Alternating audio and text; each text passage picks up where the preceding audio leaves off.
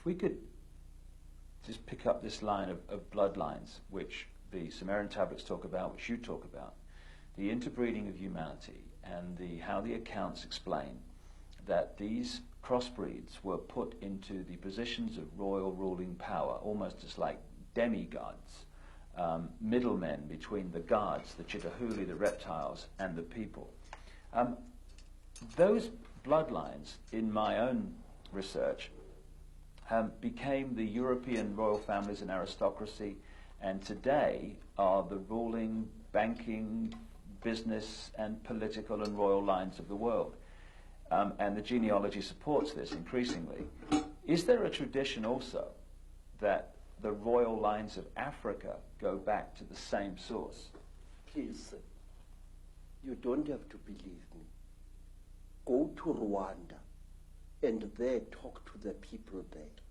They will tell you that the founding ancestors of their dynasties, the first kings who came from the sky, and they were called Imanugela, the ascending ones. Say, many African tribes believe that when the gods came down from the sky, they found human beings very, very stupid. And the human beings could not come before the gods in order to be taught. So what the gods did, and this is a story that you also find amongst the Dogoni people in West Africa, because the human beings were afraid of approaching these reptile gods.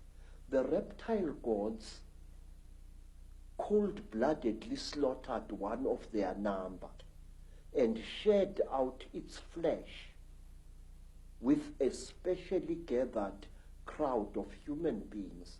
And these human beings then became the ancestors of our first great kings. Now say, African kings jealously guarded their blood.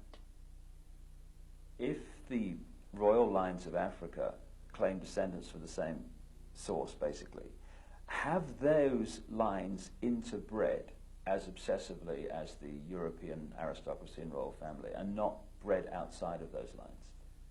Yes, sir. Royalty had to marry royalty.